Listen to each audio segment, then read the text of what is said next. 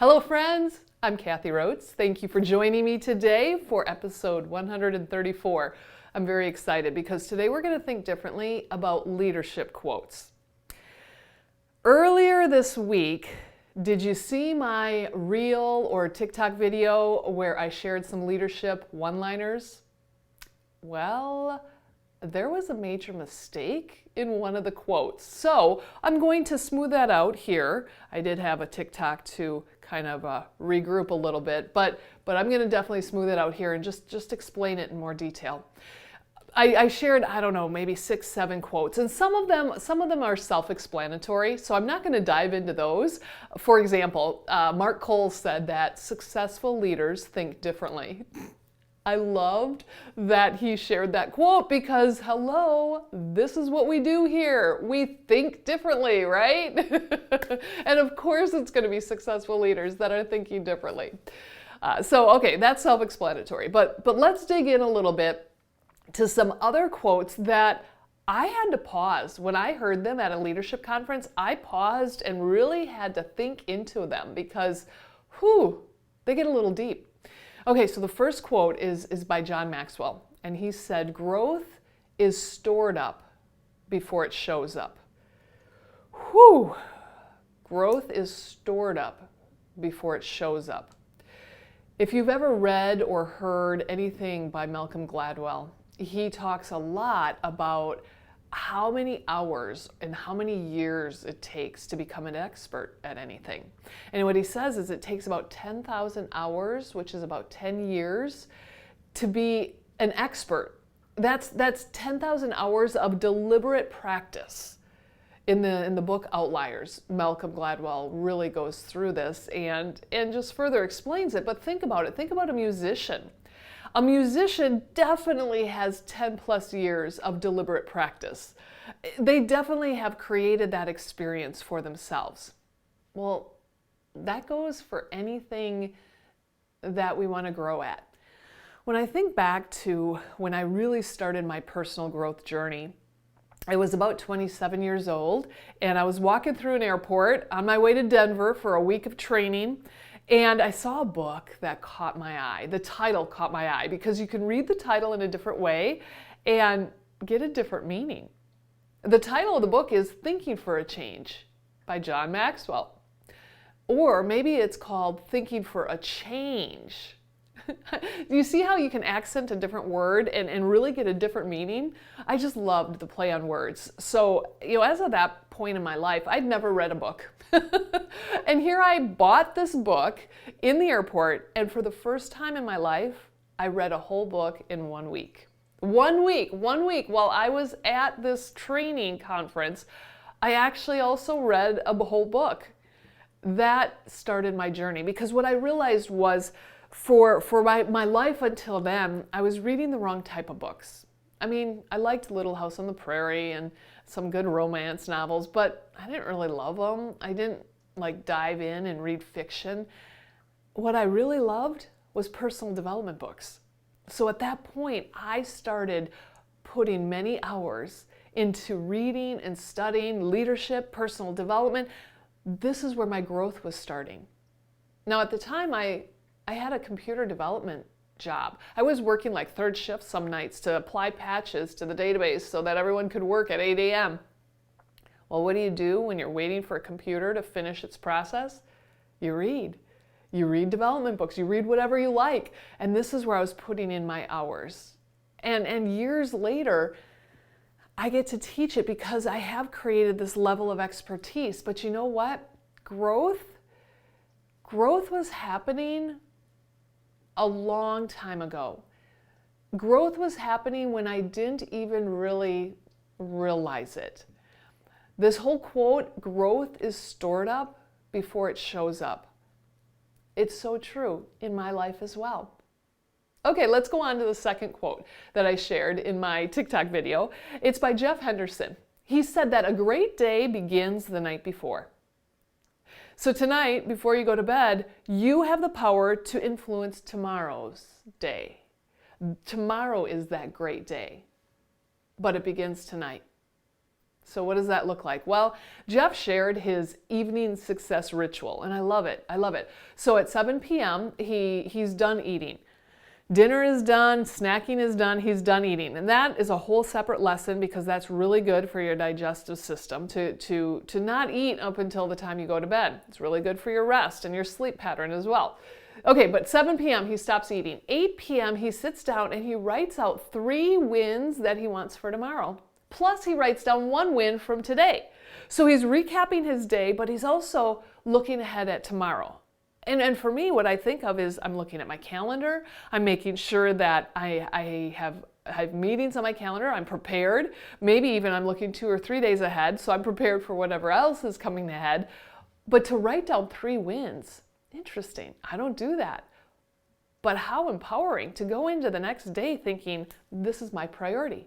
This is my focus. And then at 9 p.m., no more technology. I definitely buy into that. Spoiler alert, if you tried to get a hold of me after 9 p.m., I'm not online, I'm not answering my phone, I've got my phone silented. And that's so important. You know, there's the blue light that you don't want your eyes to be looking at right before bed, but there's just this time to start to decompress, right? Start to let your brain slow down, maybe read, just put technology away. And by 10 p.m., it's time for bed. So that type of evening ritual, yeah, of course it's the evening success ritual, right?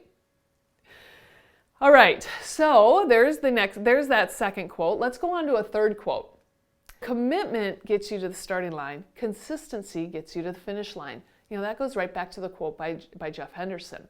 When you start tomorrow, tonight, and you keep up that habit, it's going to be consistent. Let's go back to the first quote by John Maxwell. Growth. Growth. We have to store it up. We have to be consistently growing at something. That's what's going to get us to that finish line. Okay, here's another quote. This quote was given to us by, again, Jeff Henderson, and I like it. It's kind of fun. What he says is, culture seems squishy, but it's not squishy. It's strategic. So culture is so important to any team and any business. It's defining and showing who they really are. We have a vision. Every company these days has a mission and a vision. Vision is what we want to be, but culture is really who we are. Okay? Now, strategy is very, very important. You need to be strategic in what kind of culture you want. But Peter Drucker says, culture eats strategy for breakfast. This is where I got it wrong in my first TikTok video earlier this week. I transposed two important words.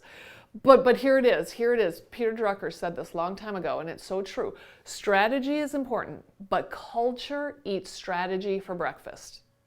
Well, what does that mean? We can sit down and we can strategize and we can make a plan and we can figure out exactly what we want to be, who we want to be, what's our mission, what's our vision. This is how we're going to get there. This is the path we're going to take. But it all comes down to who we really are. So the culture of the team, the culture of the organization, that's going to trump any strategy that we ever create. So if we have a toxic culture where everybody's at each other's throats, everybody's competitive with each other, everyone's kind of covering their tail and trying to get ahead at whatever expense, doesn't matter what our strategy is. That culture is eating the strategy for breakfast, and the rest of the day is toxic. Culture really is this unforeseen force that impacts everything. The cumulative effect of what the team see, feel, experience, and believe, that's culture. That's culture.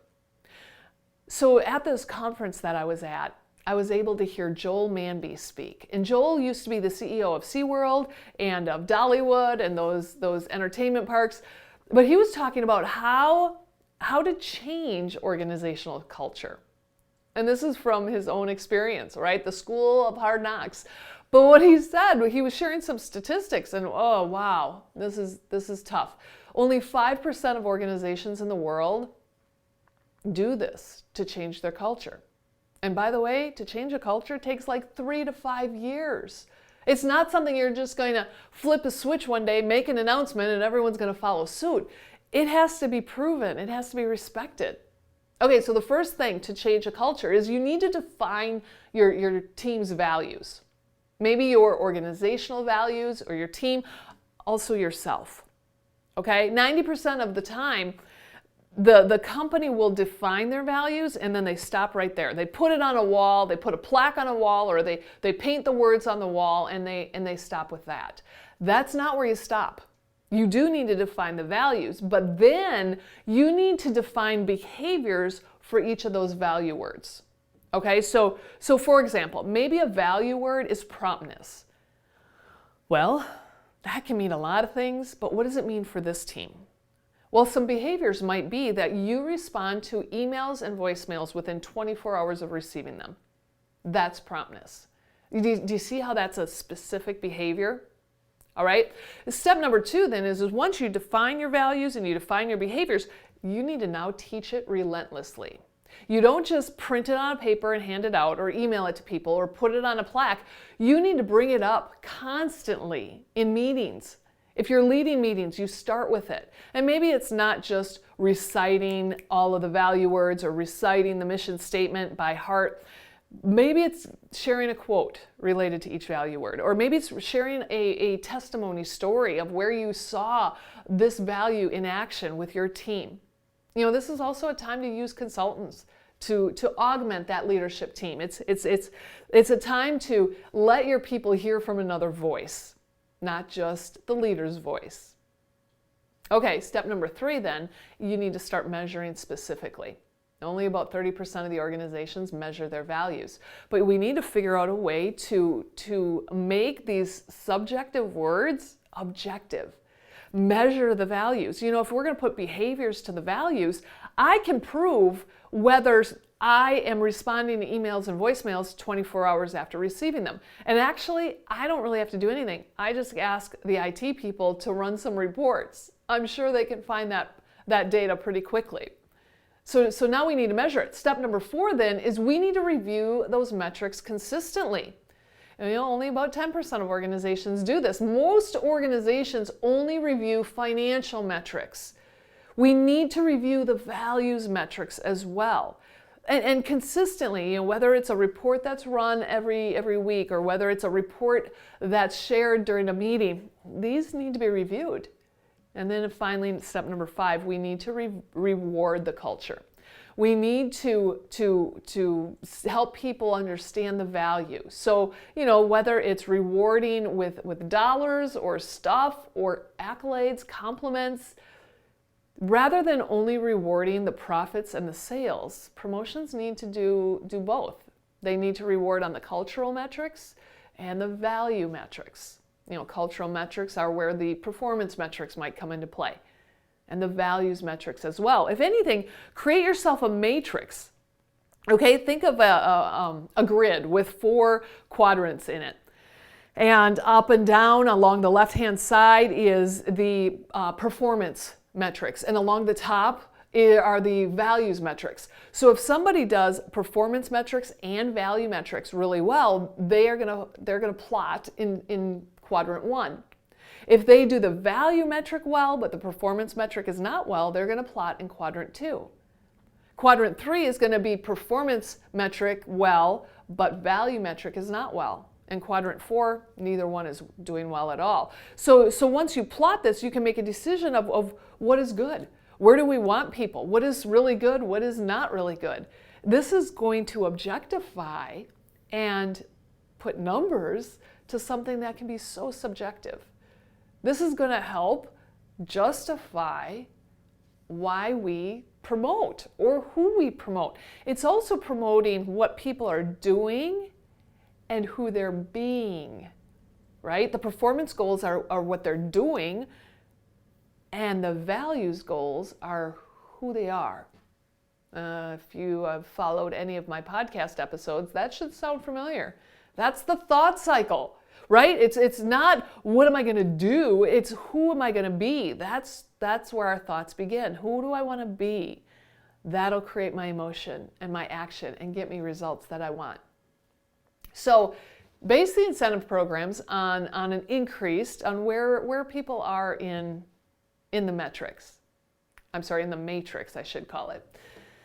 Okay, so this was a lot, and I really honed in on organizations and teams. But you're not exempt from this. We have an internal culture. Just standalone self, whether you're a leader of a team or not, you're leading your life. You might be leading your family. You're leading whoever is around you. What are your values? Value is my word for 2023. And I've really been able to think many different angles on this word so far this year. There's my personal values. There's the values of Unity Consulting, my business. Then there's also the idea of adding value to others. What does that look like? How do I do it? Well, let's just back up. Let's go back to ourselves here. Value. What are your value words? My value words, one of them is health. Another one is challenge. Another one is thinking or thoughts. And you hear this a lot in things that I say. I love to challenge your thoughts. I love to challenge your habits, your health habits, your leadership habits.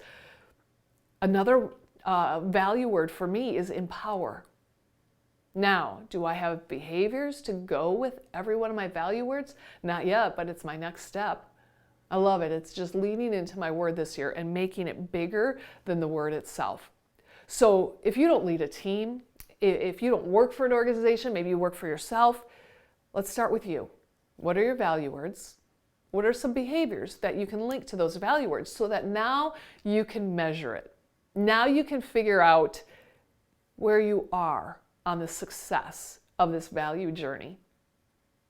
I hope that today's topic has challenged you. I hope you have a few more leadership one-liners in your arsenal here that you get to live by. I hope that it's just challenged you and your habits, challenged your thinking so that you are more empowered. You're fully empowered in wherever you need to be in this world. Be great today, my friends. I'll see you next time.